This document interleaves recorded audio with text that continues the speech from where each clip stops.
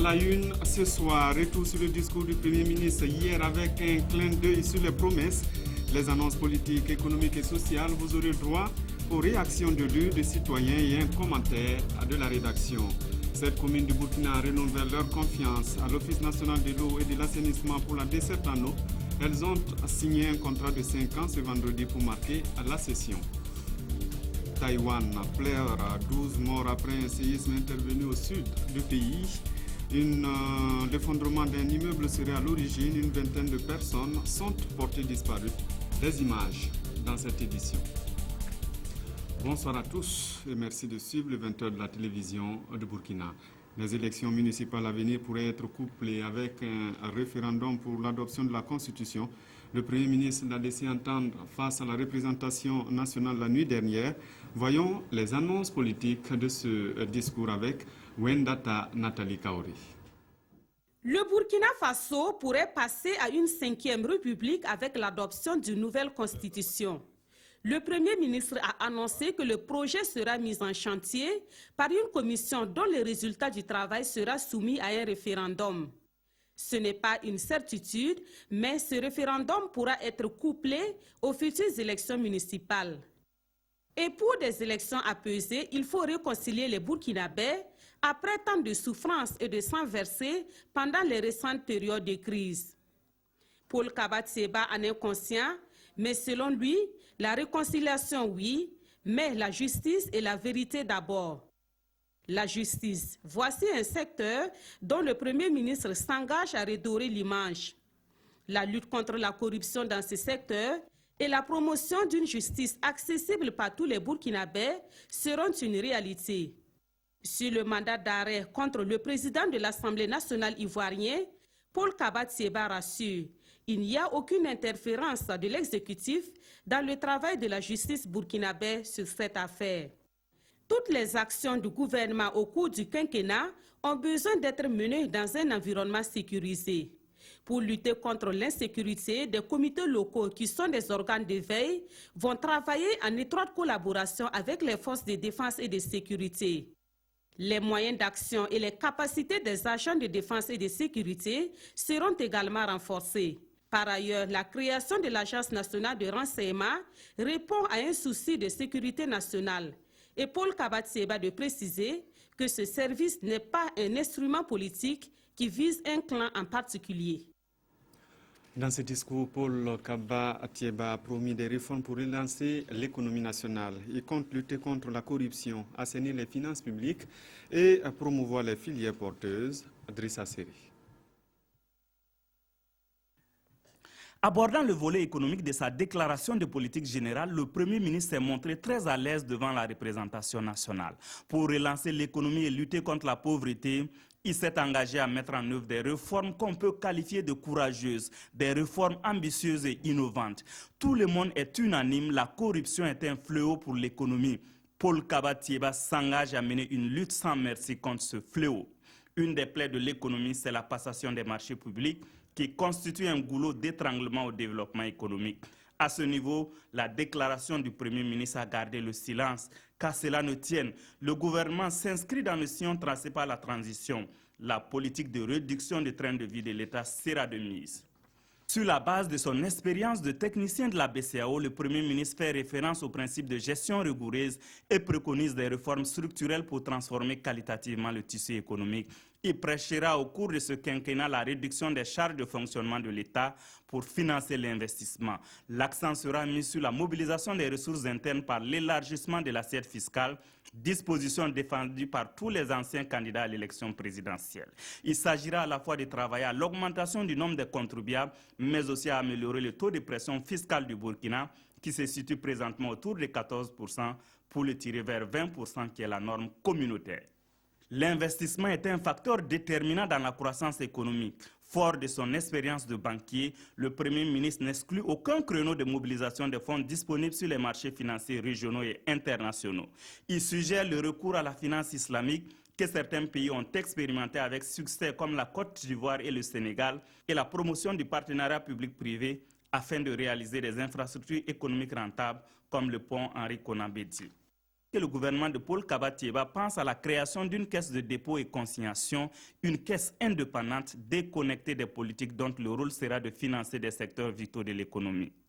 Dans le même esprit, le Premier ministre propose la création de banques spécialisées dans le financement de secteurs divers, une banque agricole, une banque des PME-PMI. Une bonne initiative de prime abord, mais qui suscite des interrogations. Ces institutions survivront-elles dans la jungle des banques commerciales? La BND et la BACB sont mortes de leur belle mort. Les infrastructures routières, les filières porteuses ne seront pas en reste dans les priorités du gouvernement Thiéba. Il compte aussi donner un coup de pouce au secteur de l'industrie en dynamisant les zones industrielles de Bobo et de Ouaga, en restructurant les entreprises en difficulté, en améliorant la compétitivité des entreprises locales.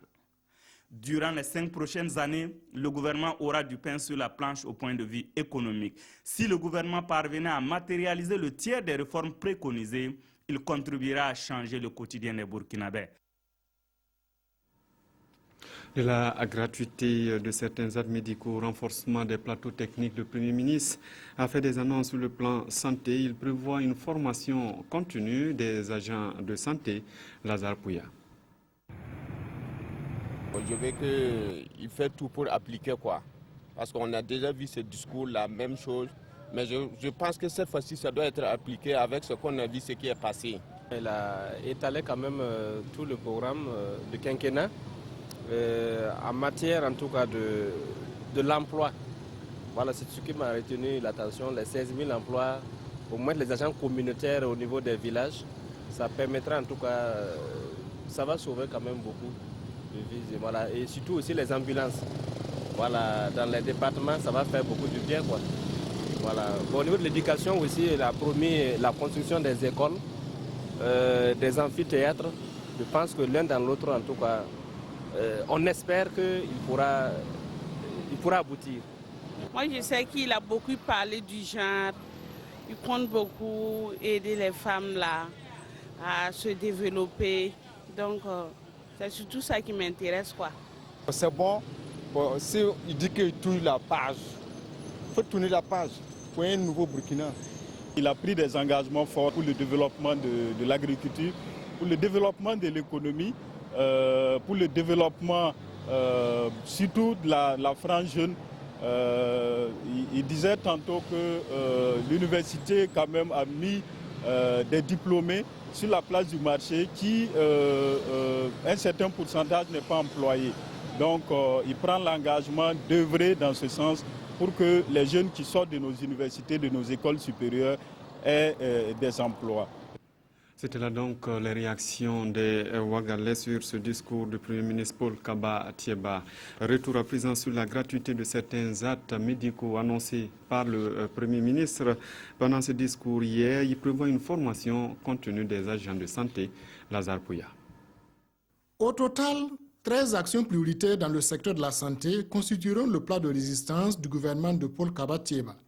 Des actions fortes telles la normalisation de 361 centres de santé et de promotion sociale, dont 61 pour cette année en cours, 33 centres médicaux avec antenne chirurgicale CMA, dont 15 en 2016, 2 centres hospitaliers régionaux en 2016 et la poursuite de la transformation des CSPS, des chefs-lieux de communes rurales, en centres médicaux. Pour ce dernier point, 37 seront réalisés entre 2016 et 2017. Paul Kaba-Thiéba est convaincu que l'amélioration de la santé des Burkinabés passe par la construction de nouveaux CSPS afin de réduire la distance entre les populations et les lieux de soins. Aussi, 240 nouveaux CSPS, dont 40 en 2016, et la construction de 11 nouveaux CMA, dont 2 en 2016, ont été annoncés au cours de sa déclaration de politique générale. La transformation progressive des CHR en centres hospitaliers universitaires constituerait la troisième bataille du gouvernement Thiéba dans le domaine de la santé. Le gouvernement poursuivra l'opérationnalisation du système national d'assurance maladie universelle tout en renforçant la qualité des services par la promotion de la formation continue, les spécialisations et l'amélioration du plateau technique. Le Premier ministre a également pris l'engagement de doter les formations sanitaires en ambulance, soit au total 300 ambulances pour le quinquennat, dont 60 pour cette année. Aussi, les moyens motorisés seront renforcés par l'acquisition de 1600 ambulances tricycles, dont 320 en 2016. La gratuité du dépistage des cancers de la femme des soins d'urgence et des actes médicaux se rapportant à la santé de la mère et de l'enfant sera bientôt une réalité palpable. La promotion de la planification familiale sera également un des axes prioritaires du gouvernement Thiéba pour favoriser l'espacement des naissances et l'utilisation des moyens de contraception. Enfin, le chef du gouvernement a annoncé l'ambition de son équipe à renforcer les actions en faveur de la prévention des maladies et de la promotion de la santé.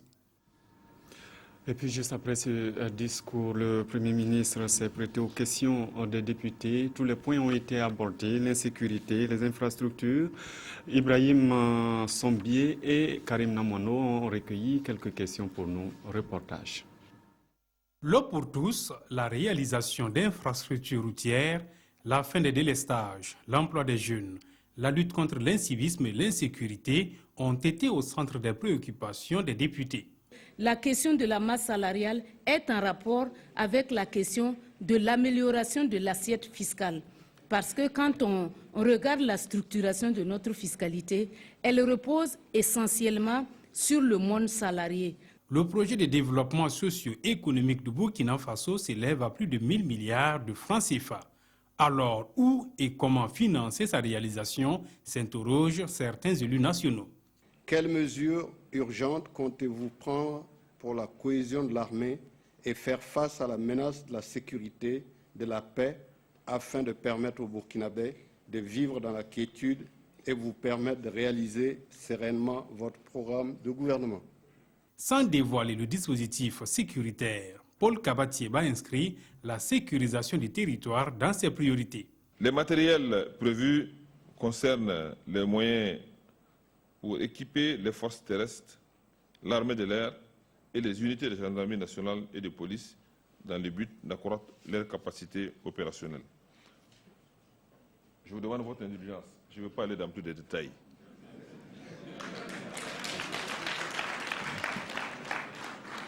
Pour financer son ambitieux projet, voici des pistes de solutions. L'UEMOA dit que chaque pays doit faire l'effort d'aller vers un taux de pression fiscale de 20%.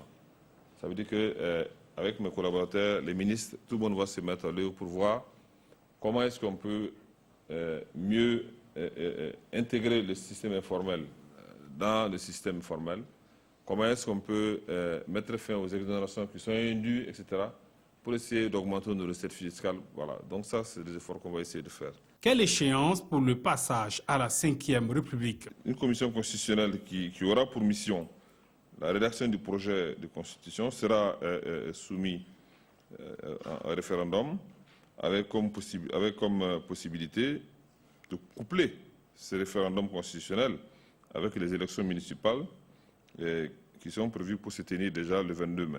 Au terme de la série de questions-réponses, Paul Kaba Thiéba a été investi comme Premier ministre du Burkina Faso avec 72 voix pour et 53 abstentions.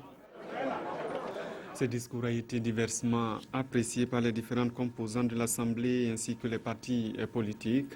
Tous reconnaissent que cette politique générale touche l'ensemble des besoins de la population. Ils attendent de voir sa mise en œuvre. Ibrahim Sombié, Karim Patrick Namouano, Nyarkiteda. Le discours de politique nationale était beaucoup attendu par la représentation nationale. Paul Kaba Thiéba, dans sa déclaration, a visité les domaines clés de développement. Et pour l'Union pour le progrès et le changement UPC, l'on attend de pied ferme le nouvel exécutif dans la mise en œuvre de toutes ces actions. Le vrai maçon se voit au pied du mur. Et nous pensons que ces promesses qui ont été faites, et comme il y en a qui ont été citées clairement pour 2016, c'est très facile pour nous. D'ici la fin de l'année, nous verrons. Attendez de voir la réalisation, l'UBN y pense également, mais pour le leader de ce parti, il faut résoudre urgemment les questions foncières pour la promotion des secteurs de production. Parce qu'au niveau de l'agriculture, au niveau de l'élevage, nous, Sahéliens, chaque année, il y a des problèmes. Déjà, ils ne s'entendent même pas sur ce problème. Le Congrès pour la démocratie et le progrès perçoit ce discours comme une belle perspective, mais avec un questionnement tout de même. Par rapport aux intentions, par rapport aux engagements, par rapport à ce qui en tout cas est présenté comme projection, il y a lieu de se demander où, j'allais dire par où trouver les moyens pour effectivement financer donc une telle politique de manière concrète. Le parent, le Parti pour la Renaissance nationale, apprécie positivement la déclaration qui prend en compte, selon ce parti, les aspirations du peuple, mais des domaines doivent être traités de façon spécifique. Pensons que le défi sécuritaire est l'un des premiers combats qui doit relever. Mais en même temps, c'est la jeunesse burkinabé qui a fait l'insurrection populaire. Il doit penser à la jeunesse, trouver de l'emploi pour les jeunes burkinabés, pour éviter une prochaine insurrection. Pour le parti au pouvoir, le mouvement du peuple pour le progrès, le discours du Premier ministre est en droite ligne avec le programme du président du Faso. C'est une déclaration qui est inspirée du programme quinquennal de notre candidat, sur la base duquel il a eu la confiance du peuple burkinabé. Donc après cette élection et après la mise en place du gouvernement, il est normal que le Premier ministre s'active à la mise en œuvre intégrale du contenu de ce programme. À propos du lasso, le monde syndical réagit au discours avec la société civile. Ils attendent tous de voir les réalisations. Karim Ilboudo, Ali Traoré. Au lendemain du face-à-face entre le Premier ministre Paul Kaba-Thiéba et le législatif burkinabé, les débats ne font que s'alimenter. Dans la capitale économique, le discours du chef du gouvernement a été unanimement apprécié par ceux que nous avons rencontrés dans le monde syndical et des OSI. Et il était très à l'aise en ce qui concerne les finances et l'économie pour le développement économique et financier de ce pays. En plus de l'employabilité des jeunes et de la relance économique du pays, les Bobolais apprécient le programme de Paul Kaba-Thiéba qui met également en bonne place la lutte contre l'insécurité. Par rapport au contenu, j'ai apprécié la lutte contre l'insécurité. Il a parlé de doter l'armée de moyens, l'armée de terre comme l'armée de l'air, des moyens adéquats pour lutter contre le terrorisme. Dans son programme, le Premier ministre prévoit aussi un plan de développement de la cité de Sia, chose qui rassure les acteurs de la ville. Des usines de Bobo Dioulasso et puis surtout aussi, il a parlé de l'ouverture des banques pour les femmes aussi et la main d'œuvre aussi de la jeunesse. Voilà, vraiment, ce sont des aspects qui nous tiennent beaucoup à cœur et vraiment, c'est la bienvenue. L'heure est d'abord au mot pour le Premier ministre, mais les Bobolais croient déjà que Paul Kaba-Thiéba pourrait relever les défis du moment. Selon moi, en tout cas, je pense que Paul Kaba-Thiéba, avec la détermination et le courage qu'il a, je pense qu'il est venu pour changer les choses. Néanmoins, le monde syndical et des OSC comptent garder un œil vigilant sur la gestion de la chose publique. Jérémy Koulibaly, bonsoir. Bonsoir Simon. Alors, hier, vous avez suivi ce discours de Paul Kaba-Thiéba. Pendant 8 heures pratiquement, le Premier ministre s'est adressé aux députés et vous décryptez ce discours pour nous au nom de la rédaction. Que vous inspire justement ce discours? Merci Simon. Madame, Monsieur, bonsoir. C'est un discours qui a pris souvent des allures de cours magistral qui nous a été donné de voir lorsque le chef du gouvernement burkinabé a sacrifié au rituel de déclaration de politique générale devant l'Assemblée nationale. Très à l'aise sur les questions économiques, Paul Kaba-Thiéba dépeint de l'économie du Burkina un tableau calamiteux, même s'il se défend d'être un prédicateur de la sinistrose. Le mot est du Premier ministre. Performance mitigée, croissance trop faible pour éradiquer la pauvreté, manque de compétitivité, possibilité d'investissement limitée. Tels sont entre autres les ingrédients du cocktail qui expliquent que plus de 40% des Burkinabés vivent en dessous du seuil de pauvreté, soit avec moins de 153 500 francs CFA par personne et par an. Inacceptable pour le locataire de la primature qui estime que la pauvreté n'est pas une fatalité pour le Burkina.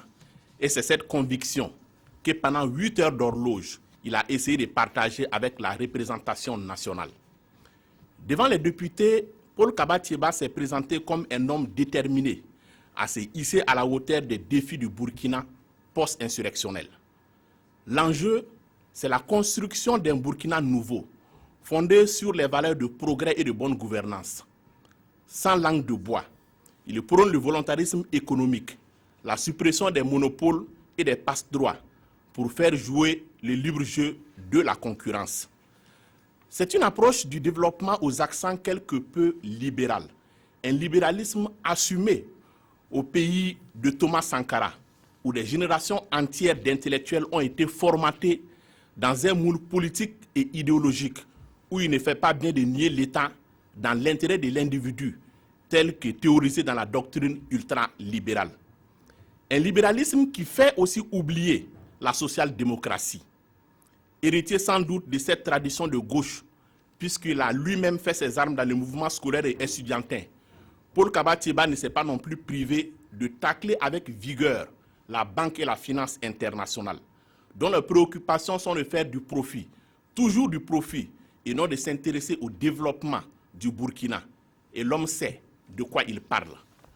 Personne ne viendra développer le Burkina à notre place, foi de Kaba-Thiéba, qui envisage la création d'une banque agricole et d'une caisse de dépôt et de consignation. La République exemplaire dont il est question a pour socle le patriotisme, l'attachement à l'éthique et à la probité, la lutte contre la corruption, l'impartialité et l'indépendance de la justice, l'égalité des chances pour tous les Burkinabés, notamment grâce à l'école, qui doit permettre la promotion de chacun, quelle que soit son origine sociale. Scandalisé par le Burkina sous l'ancien régime, qu'il considère comme un pays anormal, parfois indigné, d'une sincérité qui frise même la naïveté, c'est un homme engagé à gouverner autrement. C'est un homme engagé à gouverner autrement que le Premier ministre a sollicité la confiance des députés. Le Burkina nouveau ne peut pas passer par perte et profit les crimes de sang et les crimes économiques qui ont émaillé son histoire. On ne peut pas faire la réconciliation à n'importe quel prix. Telle une sentence, voici la réponse donnée par le Premier ministre Thiéba à la question de la réconciliation nationale. Le chemin pour y parvenir est le triptyque vérité, justice, réconciliation. Chef du gouvernement, Paul Kaba-Thiéba est resté dans son rôle quand il s'est agi de se prononcer sur les questions militaires et sécuritaires qu'il juge relevant du domaine régalien du chef de l'État.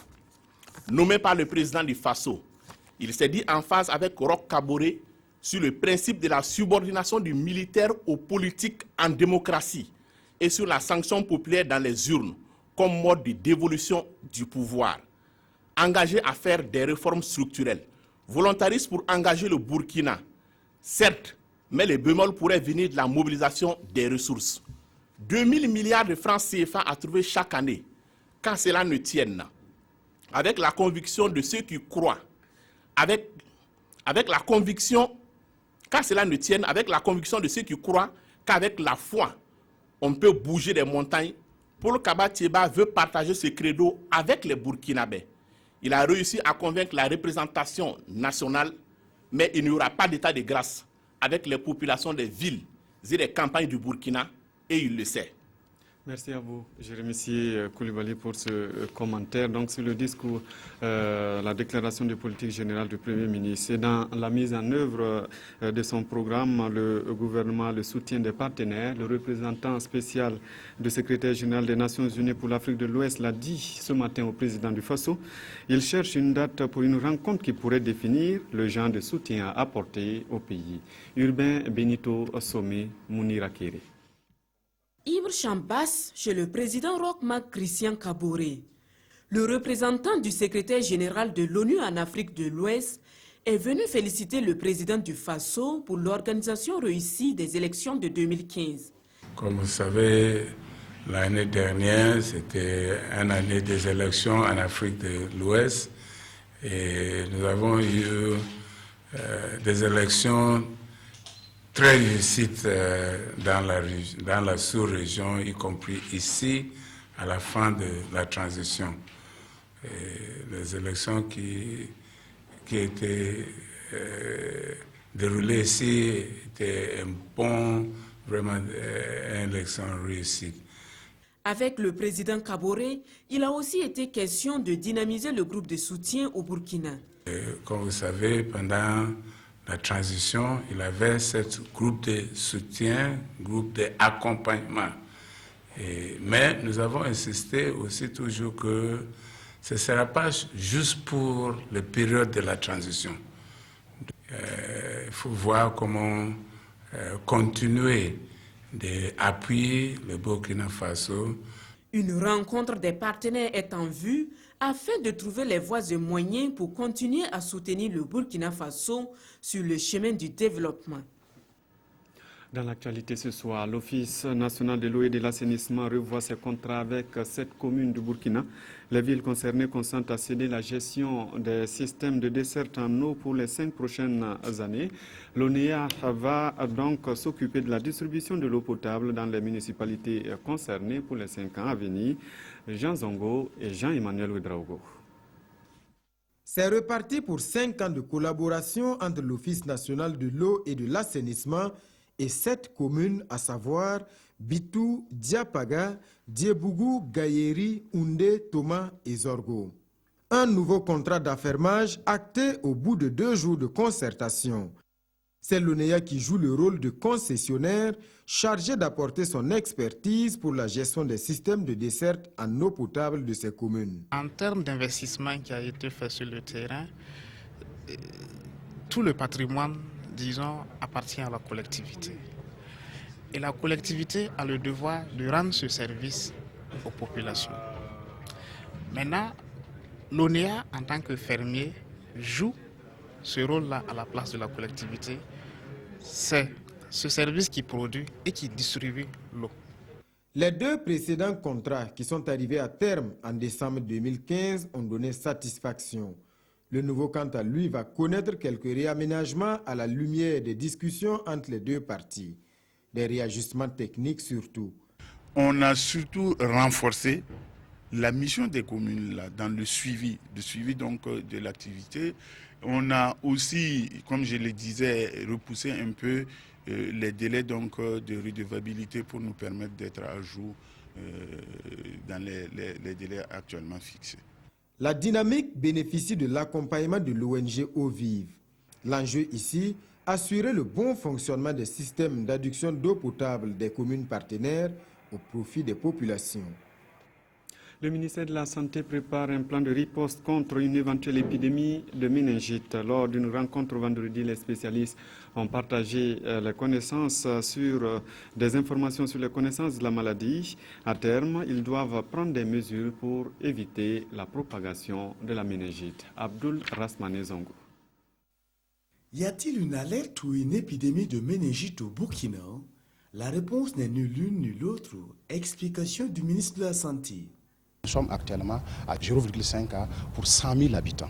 Alors que pour parler de l'alerte, il faut que nous atteignions 5 cas pour 100 000 habitants. Et pour parler d'épidémie, il nous faut atteindre 10 cas pour 100 000 habitants. Toutefois, l'arbre de ce satisfecit ne doit pas cacher la forêt des défis. La maladie est bien présente et évolutive. C'est pourquoi il faut jouer la carte de la prévention et de la riposte en cas d'éventualité épidémique. Ces mesures consistent à mettre en place dans tous les districts sanitaires, c'est-à-dire dans toutes les régions et dans tous les hôpitaux, un paquet d'éléments composés de médicaments, composés de vaccins, composés d'autres consommables médicaux pour au cas où on constatait que nous sommes dans une situation épidémique, pour que l'État puisse réagir de façon efficace. À l'endroit de la population, éviter les poussières en mettant des casse-nez, en mettant du beurre de qualité dans les narines. Cette rencontre fait aussi office d'information, de sensibilisation et de mutualisation d'expériences en vue d'un front uni contre la méningite. C'est une exclusivité RTB. Didier Drogba vient de quitter l'aéroport international de Ouagadougou. L'international ivoirien de l'Impact de Montréal au Canada a séjourné pendant quelques heures dans notre capitale. Une équipe de la RTB a fait le pied de grue à l'aéroport international pour voir l'ancien joueur de Chelsea, Lassina Assawadogo et Salif Belen Jr. Nous sommes ici au salon ministériel de l'aéroport international de Ouagadougou. On nous a annoncé l'arrivée de l'international ivoirien Didier Drogba, sociétaire de l'Intrac de Montréal au Canada. Il est arrivé à Ouagadougou, paraît-il, sur le coup de 15 h. Il part à 20 h. Nous avons eu l'information et nous venons chercher l'exclusivité pour vous, téléspectateurs de la radiodiffusion télévision du Burkina. Nous essayerons de lui arracher quelques mots sur la raison de sa venue ici à Ouagadougou ce samedi. Auquel cas, écoutez, nous aurons essayé pour vous offrir une exclusivité.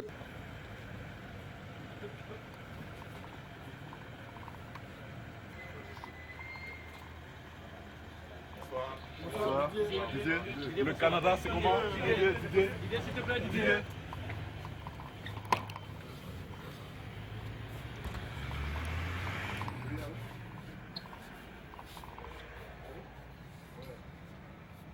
Voilà, vous aurez pu le constater avec nous. Nous avons essayé d'arracher quelques mots à Didier Drogba. La sécurité, le protocole nous a fait savoir qu'il n'y avait pas d'interview possible ici pour Didier Drogba. En tout cas, on a essayé de vous offrir quelque chose. Vous avez vu les images de la sortie de Didier Drogba pour rentrer en tout cas dans le salon ministériel de l'aéroport international de Ouagadougou où le jet privé l'attend pour le ramener sans doute du côté du Canada.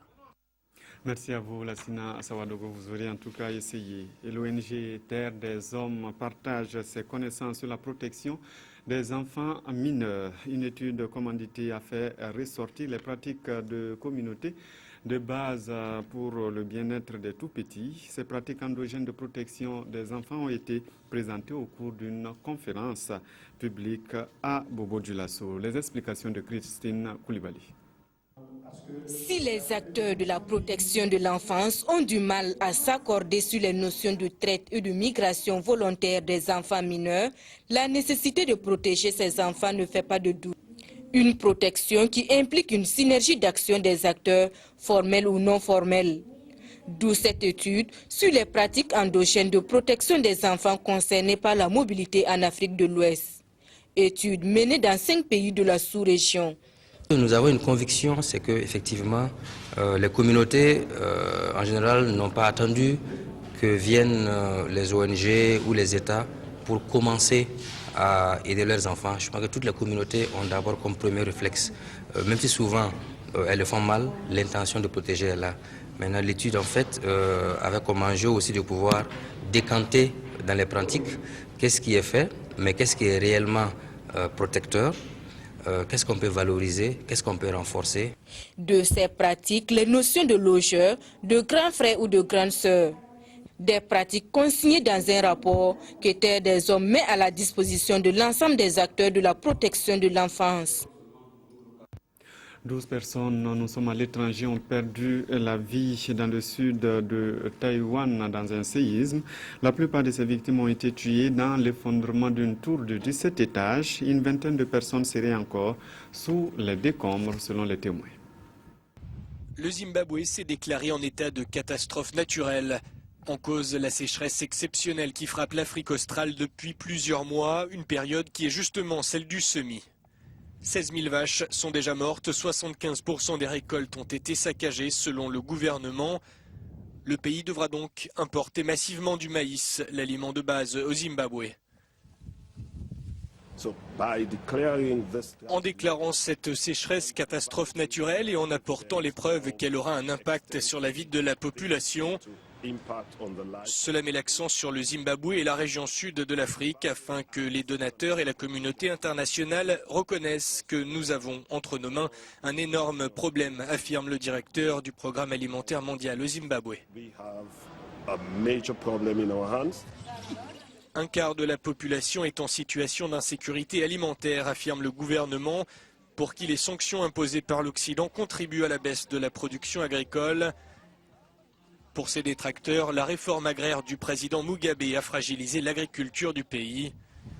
À partir d'avril, commencera une saison sèche de 5 mois. C'était là donc les problèmes de sécheresse du Zimbabwe. Revenons maintenant sur la situation à Taïwan. 12 personnes ont perdu la vie dans le sud du pays. Une vingtaine de personnes seraient encore sous les décombres. Plusieurs immeubles se sont effondrés après un séisme dans le sud de Taïwan ce vendredi. Les autorités ne déploraient au petit matin que 5 victimes, mais plusieurs dizaines de personnes se trouvaient à l'intérieur d'une tour de 16 étages dans la ville de Tainan quand celle-ci s'est écroulée. Les équipes de secours ont sorti plus de 200 personnes des décombres, une centaine d'autres ont été hospitalisées.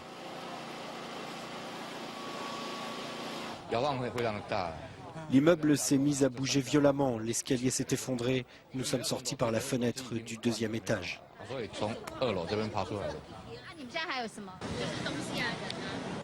On a eu très peur quand l'immeuble a commencé à s'incliner et nous avec, alors qu'on dormait. 2 bébés ont été sauvés par les pompiers. La magnitude du tremblement de terre a été mesurée à 6,4 sur l'échelle de Richter.